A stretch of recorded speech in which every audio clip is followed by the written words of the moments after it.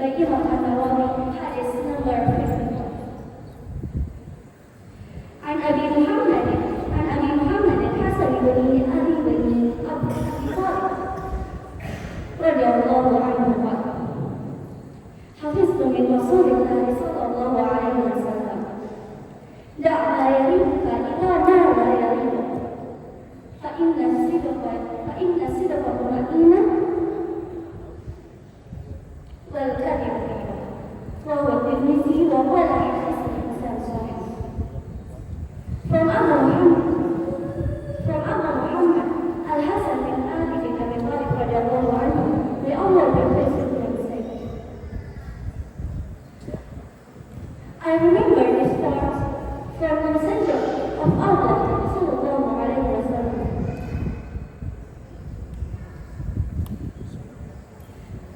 Give up what is not false to you, for that which is lawful. For truth is peace of mind, and falsehood is doubt. Dari Abu Muhammad Al-Hasan bin Ali bin Abi Thalib radhiyallahu anhu bahwa ia berkata, aku pernah menghafal dari Rasulullah sallallahu alaihi wasallam, tinggalkanlah apa yang melarangmu kepada apa yang tidak melarangmu. Sesungguhnya kejujuran adalah kebenaran dan kedustaan adalah keraguan. Hadis riwayat At-Tirmidzi, dan ia menyatakan bahwa hadis ini derajatnya sahih. Kandungan hadis yang pertama, menahan diri dari setiap hal yang bersifat syubhat atau meragukan, serta mutasyabihat atau tidak pasti selain menjauhinya merupakan wujud dari sikap orang. Sungguh sesuatu yang halal bagi mukmin yang tak akan tercampuri keraguan dalam hati seorang mukmin. Maka siapa saja yang menjauhi syubhat berarti telah diarahkan agama dan kehormatannya. Yang kedua, menahan diri dari syubhat yang dapat dilakukan oleh orang yang keimanannya benar, yang hatinya tidak lagi lurus atau istiqomah, serta yang amalnya dalam ketakwaan dan kewaraan yang sama atau serupa. Sementara orang yang melanggar hal-hal yang dilarangkan secara jelas dan bersikap hati-hati atas syubhat-syubhat kecil, sungguh ini adalah salah satu wujud sikap orang yang seni dan kebodohan yang menipu.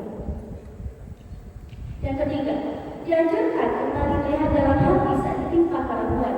Apa yang terbukti dapat menenangkan serta melapangkan hati. Perasaan itulah yang mengindikasikan kebaikan dan kehalalan sesuatu.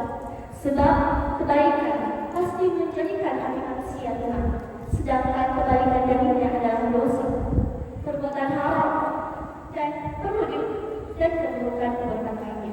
Hal-hal ini menjadikan hati bunda dan tidak tenang. Maka perlu diupayakan agar dalam hati tidak terdapat kecenderungan yang berpotensi mendahului kebaikan atau kekalangan hawa nafsu yang telah menguasai jiwa. Karena keputusan terakhir itu terkait penilaian baik dan halal sudah lain dalam bayangan dari permulaan yang terkait yang terlihat sebelum itu.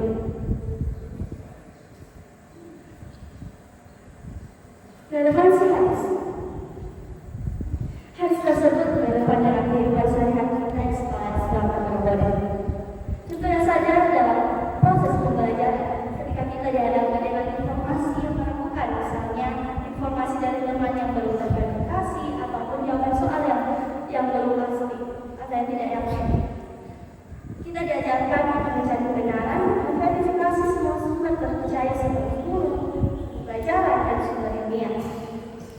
Atau ketika terdapat gosip atau tuduhan terhadap teman kita diajarkan untuk tidak langsung percaya menyebarkannya. Kita harus mencari penjelasan, tidak langsung kepada pihak yang bersangkutan atau melaporkan kepada guru ketika ada masalah. Ini mencegah fitnah dan kesalahpahaman.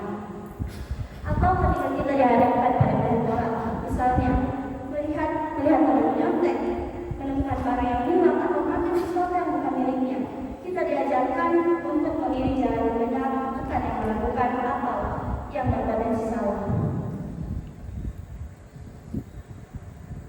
Selanjutnya, insight dari buku karya Dia Yulianto yang berjudul The Principles of Power Rahasia Menghasil Orang Lain di Segala Situasi adalah panduan praktis tentang cara menguasai dan memengaruhi orang lain secara cerdas.